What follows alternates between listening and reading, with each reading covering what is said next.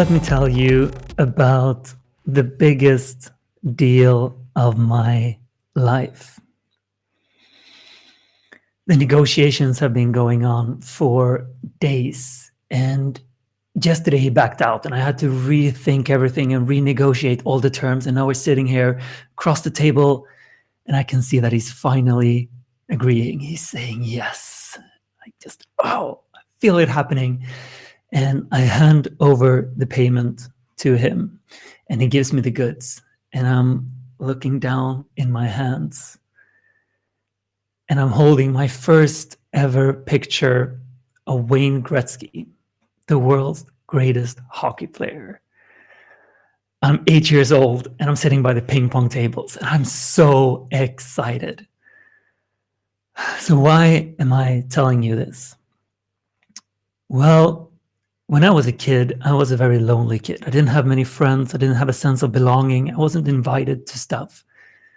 But I realized on the school year that if I had hockey pictures, I was welcome, because trading hockey pictures is very much like entrepreneurship. It's all about trading, negotiating, buying. And in entrepreneurship, life is very equal. As long as you have something to buy or something to sell, you are welcome. You're a part of things. And if your journey started on the schoolyard trading things, your entrepreneurial journey started very early as well. So this was where my entrepreneurial stuff started. And after this, I tried selling bread. I went around singing to my neighbors. I sold a lot of lottery tickets. I tried lots of different business ideas, and some of them worked, some of them didn't. And then when I turned 19, I had the biggest lesson of my business life. I had rented a nightclub, and I was going to have a party for all of my friends. And I invited all of them. I really put myself out there, and I told them this is going to be the best night ever. And I remember standing there on a Friday with a guest list, waiting for the first people to come, and they show up. I cross them off their names, and they walk in, they take a little tour around the bar, and then they leave. And then some other people come. Same thing happened again. They walk around and they leave. I couldn't get anyone to stay. I remember a few hours into that night, and I saw my friends walking away, and I just left in tears. I felt so ashamed. And all of that weekend, I just hid away. I didn't want to talk to anyone. But then the Monday came, and I had to get back to school. And I remember feeling like walking with this heavy backpack full of like rocks on the way to school, because I felt so humiliated. I was just waiting for people to just laugh and point at me. What do you think happened? Nothing happened. No one laughed. No one pointed. And I got really surprised by that.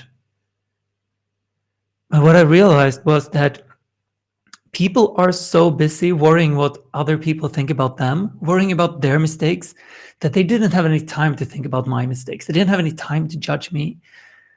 And that was such a relief. So I remember leaving school that day and how it felt like I could take that heavy backpack of judgment off and just drop all the rocks to the ground. And I felt 20 kilos lighter. And after this, I was at a crossroads in my life. How would I go about business now after this huge failure? Should I just think and try to come up with a perfect idea that couldn't fail? Just think. Use the limited knowledge I had, and then hide behind the fact that I didn't have a great idea before I started? Or should I just start with any idea? Just go with anything and see what happened? Because people didn't judge me if I failed anyway. And I decided to go with the latter. So I started all kinds of pretty crappy ideas. The first idea was to build a lunch guide about all the restaurants in my hometown. Then that failed. I made $0 from it.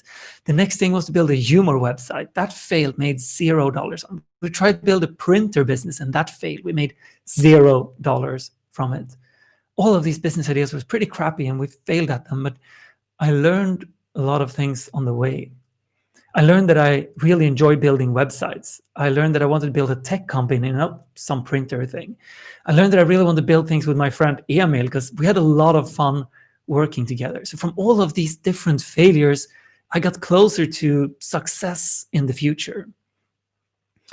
So I'd like you to ask yourself, are you just thinking and trying to come up with a perfect idea?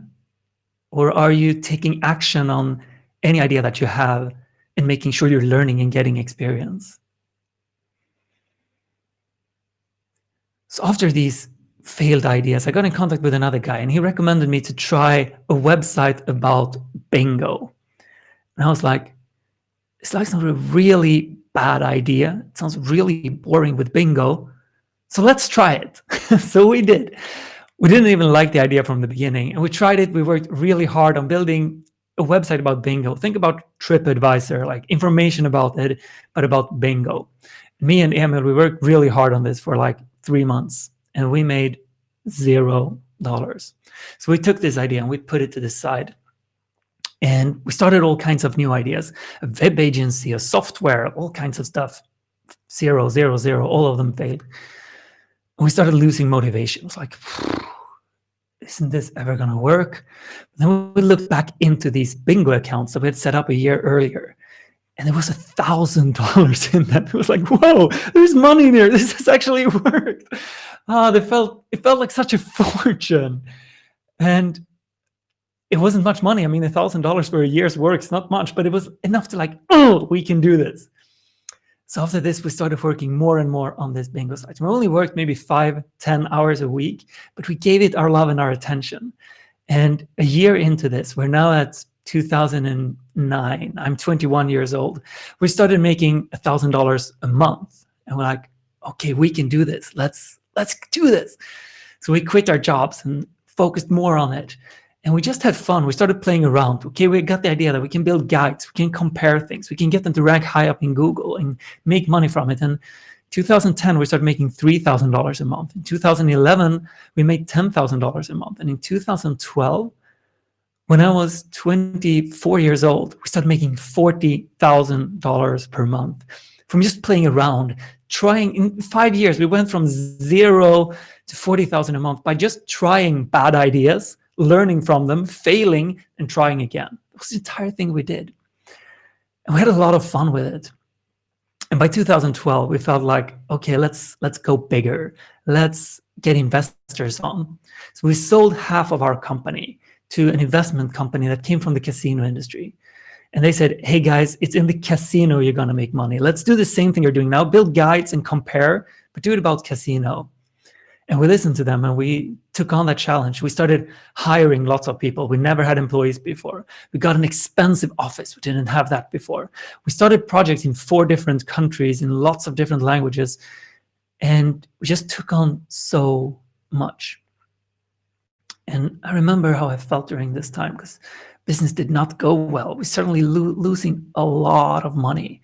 And I had a bottle of whiskey next to my bed because if I didn't drink before I tried to sleep, I wouldn't fall asleep because my head was just spinning around. I remember waking up in the middle of the night, just in my sweaty sheets, like moving around because I was so stressed out. And my relationship was just getting worse and worse because I was just working all the time. I didn't give her any attention at all. And to be honest, I don't really know when it changed or how it changed. And I didn't do anything specific. So it was just luck. But by the end of 2013, when I was 25, something changed. And suddenly the business started going really well. My personal life was pretty crappy. I wasn't happy. But instead of dealing with all of those things, I hid away from my personal problems like a coward. And I went all into business and just focusing on that. And 2014, 15, and 16 became like golden years for our business. It just went straight up like a rocket. Everything we touched to just worked out. We started buying different companies. We built more and more products and everything worked. So I could hide away from my personal problems within my business. I didn't deal with them. And then on the 11th of February, 2016, on my 28th birthday, Our business has gotten so big, so we put it on the Stockholm Stock Exchange at a valuation of $200 million. I personally made $15 million that day. All of my financial goals just like that. And I was so happy. I was just smiling with my entire body. I walked around with a straight back, feeling so proud of what we've accomplished. How long do you think a feeling like that lasts? How long do you think you can hide away from drinking and relationship problems? So for me, it lasted for about 2 weeks. And then I woke up in my bed and I was feeling sick. I didn't want to get out of bed. I thought that now when I had this money, I would be happy, everything would be great, but it wasn't. So I decided to take a break from everything that we did. And a friend of mine, he told me about a school that he was building in Ghana in Western Africa. And he said that they've been running out of money. They needed $15,000 to complete the building. So I decided to give the money to them. And then I went down and visited when they had completed the school building. And I remember speaking to Torsten, and he told me, like, you know, Erik, in this school, the kids never get beaten up. And I was like, of course they don't get beaten up, but here that wasn't obvious. Here, in all the other schools around, the kids got beaten up. The kids had to be afraid. But in this school, the kids was safe. The kids got to be happy. And something really shifted in me when I realized that this is what money can do. I used to think that money was just about buying toys, buying status. And I realized that money can be about helping children to have a better life. Money can be about helping the world. And I remember after this, I just woke up like this out of bed. I just jumped up with new motivation. I wanted to help. And that's when we started building Great.com, just this new business that I'm building with a wonderful team. And the idea came to me when I wanted to buy headphones on the internet. And I tried to find the best ones. I wanted to read reviews. And I felt like I can't trust any website. All of them is just trying to make money. How could I build something that you can trust? And I realized building something like that's going to take a very long time. And comparing all the products in the world so you can get those knowledge out of there. And that's what I wanted to do.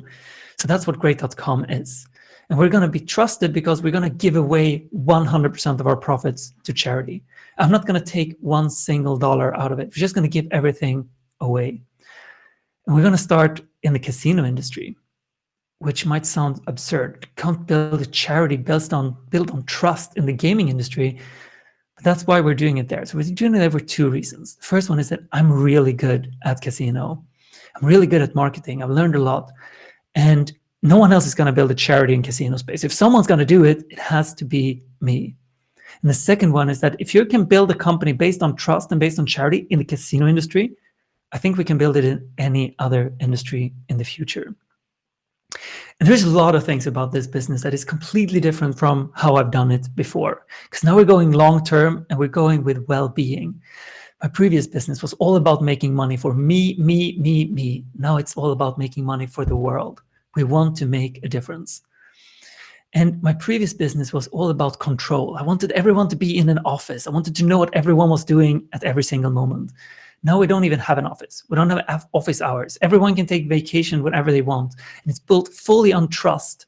And I believe that's what it takes for people to be passionate about something for 50 years. And previously, it was all about secrecy. I didn't want anyone to know what we were doing. Only the top management knew what was going on. Now, we have everything out there in the open. You can go on Great.com and you can even see how much salary people are being paid. We're recording our meetings that we have and we publish them on YouTube for anyone to see. And we have a podcast called BecomingGreat.com where you can listen to all the things that goes on in our business. Here are challenges, here are struggles, and learn from us from day to day. So if you want to have a look at what we do, please go and check that podcast out. And I want to leave you with this question. If you want to build a business that people are going to love it for 50 years, imagine what you can accomplish in 50 years. Google is less than a 20-year-old company. But how do you build a company that you love for 50 years, that don't burn anyone else out, that don't burn you out? That's the questions that I'm trying to answer myself. And If you want to follow me or talk to me, you can easily find me on Twitter or on Instagram with the handle Smiling Erik, or you can reach me at my email address, eric@great.com. Thank you very much for your attention. It's been an honor speaking to you. I'll be here for the rest of the conference, or at least for a while, and happy to talk to you. Cheers.